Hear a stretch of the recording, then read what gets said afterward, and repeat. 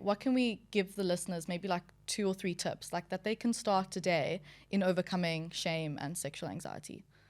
Yeah, I mean, I'm going to share 3 different ways that I personally went through. So I've tested it. I was your guinea pig. I know it works. Hallelujah. But also, there's lots of studies to back up all of these methods. The very first thing, and you said this before, is education. Yeah. The very first thing is education, but not everybody can go, take a course or pay for a course So to me, the easiest access to proper sex education is for the lack of the better word, the internet. Because there's a lot of free information out there, but it does take like evaluation of credibility of sources, critical right? thinking. Yeah, it does take like, can you trust this source? Because there's a lot of bullshit gurus out there. Loads. Like so many bullshit gurus, and you can't trust the things that they're saying. Yeah. And sometimes I'll get people that are like, well, you can say anything if you preface it with like, well, according to a study. But, I mean, a study is a study. It was a systematic way to prove a hypothesis. Yeah. So if someone proposed a hypothesis and research question and went out there, collect data from normal human beings, and then now have a conclusion to tell you, we can't discount that, right? Like they put an effort into it. So to me, getting credible sources, reading from the internet as a part of education would be one step.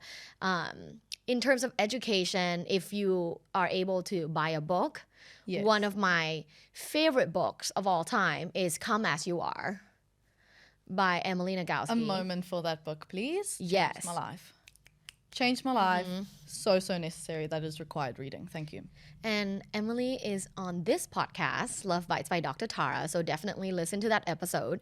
But that book really is quite, revolutionarily helpful for a lot of women and men to learn. And I think, it speaks volume that some of my female clients have read the book and came back and was like, oh my God, that was such a good introduction to everything female sexuality. And so I would say if you can spend, I think, like, how much is a book, like $20? £10. Yeah. $20. Different currency. I would say if you have $20 to spend, buy this book, educate yourself, because the number one thing in overcoming any kind of uncertainty, which is the cause of a lot of shame and guilt, is to educate yourself, is to get the information. Information is power. Knowledge is power. Make sure that you make yourself knowledgeable. Which then leads to my second point of overcoming shame. For me, and lots of studies have proved this, is to understand yourself. Yes. You can't build like certainty, self-esteem, confidence without knowing yourself really well. So actually, the first sexual partner that you should know really well is yourself. And I didn't know that until like I was almost 30. I talk about this quite a few times. Like, I faked many orgasms. Many times I didn't know how to communicate my needs and desires. Many times I faked orgasms because I'm a people pleaser. I was, and I would say still a little bit am, and I think a lot of people are. Yes. And I didn't want to hurt the other person's feelings, so I kind of just act like, I'm coming, and I'm just so good at it. And not honoring myself every single day, it kind of chips away your integrity and who you are. And one day you just realize, like, oh fuck, I've not had an orgasm for 365 days. So know yourself, and by knowing yourself is studying your body. Have you done like kind of pleasure mapping? Yes, absolutely. What are some of your unconventional spots? Unconventional spots. I would say like the back of my ear. Okay. I like my earlobes. Ooh. So you like a little, do you like licking or nibbling? Nibbling, sucking.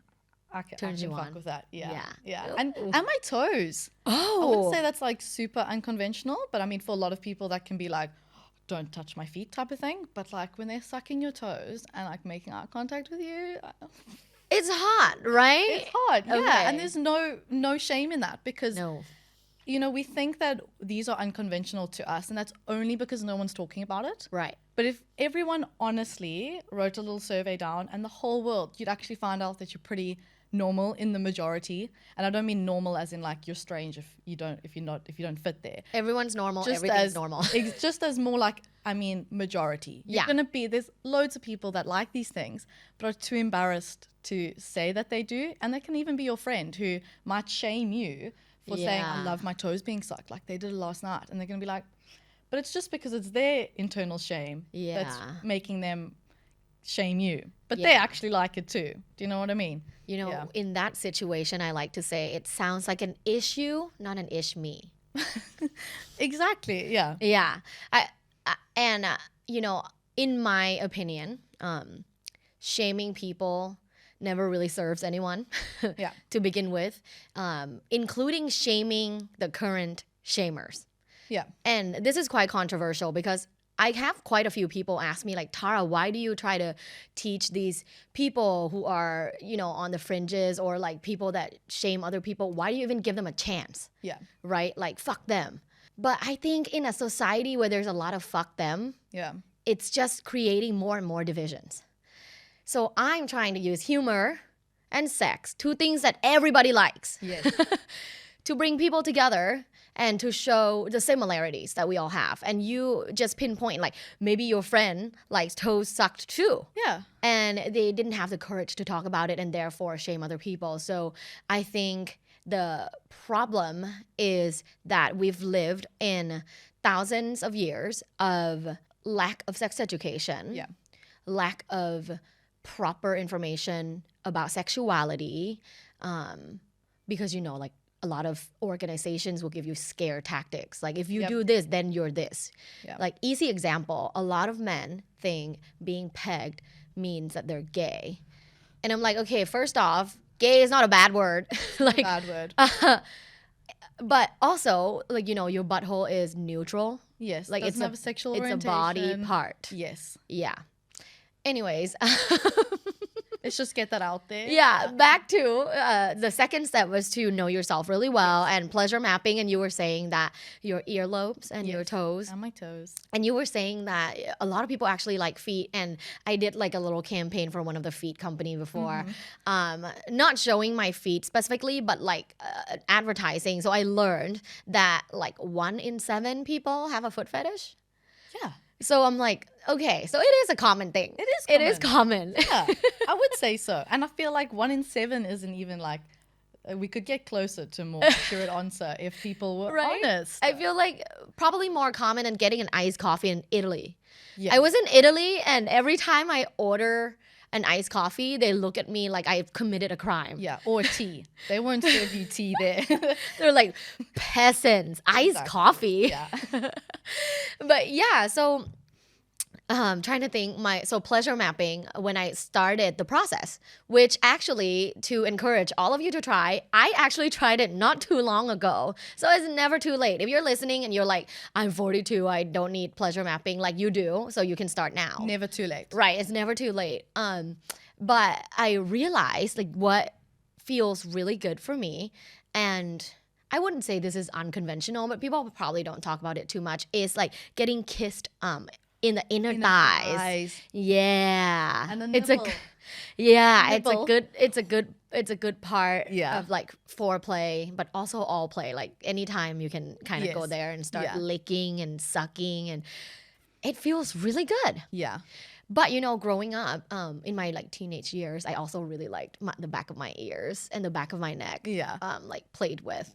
I remember one of the people that I hooked up with, I went to an all-girls school. So my first love was a girl, and we would like, you know, make out in any dark corners. And I remember the very first time someone licked the back of my neck, and I was like, oh shit.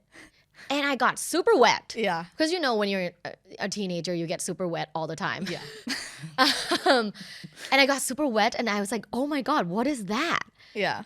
And yeah, so. Now you know. Now I know. Yeah, so when this episode ends, pleasure map time. Yeah, I think we should talk a little bit about what it is though, because I feel like I Yes. just jumped into like what's your And what's erogenous zones. Yeah. Well, yeah. So tell us, what is pleasure mapping? Well, you're the sex educator too, so I want to hear from you. Okay. What's pleasure mapping? If an 18-year-old asks you, the easiest explanation. The easiest explanation for pleasure mapping is finding what your like go zones are and your not so go zones are, and kind of like starting really slowly and exploring, not in a porn way, like kind of take any other influence or visions or media that you've seen talking about sex and just kind of throw that out the window for a bit. Set the scene and spend some time with yourself seeing. Obviously, we recommend doing this alone first, and then you can always pleasure map with partners as they come in. But it's just like, what feels good for you? Like, does the elbow feel good? Does the like light touching, or is it like hard? Not for me. Yeah, I'm trying. I'm like, and can I come right now? No. And then go to the nipples, and then we go down the body, and it's like playing with certain parts of our vulva and vagina and pressures and just noticing. That's all it is. It's not like there's no goal of like I'm finding the best spot. Right. We're just noticing. Yeah. We're just noticing, oh, that feels good. That doesn't feel so good. That feels like nothing. That feels fucking amazing. Like that there. And just exploring and figuring out what works for you, practicing that in masturbation, and then using that with a partner to be like, let me show you what feels really good for me, so that you can communicate and collaborate to have a great sexual experience. Yeah. Bravo. You got an A for that speech. Because you. that was perfect. Yeah, that was really good. If I was 18, now I understand. Now you understand. Yes, but you can be any age and now understand. I was thinking too, like when I started pleasure mapping, which is like not too long ago. Okay, so like you have time, like you can do it whenever. I remember back when I was like, I think 21 or 22, one of the guys that I was hooking up with, loved getting his knees licked. Okay. Yeah, and I remember coming home and just trying to play with it. I'm like, nothing. Not for nothing. me.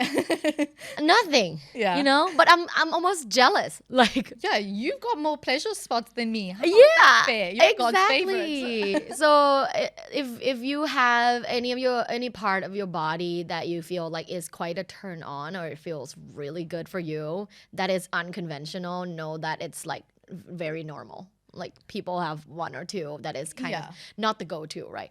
The nipples always feel good. Although I feel like I've been hearing more and more women saying they don't like their nipples sucked or played with. I've been hearing that too, and I'm not understanding. But that just like comes back to being, why would you enjoy? Like obviously there are like, it is an area of pleasure for so many people because of like the blood vessels and all of that stuff. Right, like it's anatomically it's there. kind of there for so, pleasure yeah. as well. And then also we've seen it in our brains, in porn, in the media, and like maybe it's just really kinky for us. But I think when that happens, it's like always come back to like not yucking someone else's yum. Yeah. Just because it works for me doesn't mean it's going to work for you, and that's cool. Like as long as we're not shaming each other on what works for you and what doesn't work, then that's fine. Don't feel like maybe you don't enjoy, like lots of people also don't enjoy penetration. Right. And for a lot of people, they're like, how on earth do you not? Right. But it's like, it just comes back to the fact that we're all different. We all play different sports or have different hobbies. Like we're not all going to enjoy the same thing sexually. So. Period. Thanks for listening. This was Luvbites. Luvbites. By Dr. Tara. Follow Dr. Tara on social media at lovebites.co. Have an orgasmic day.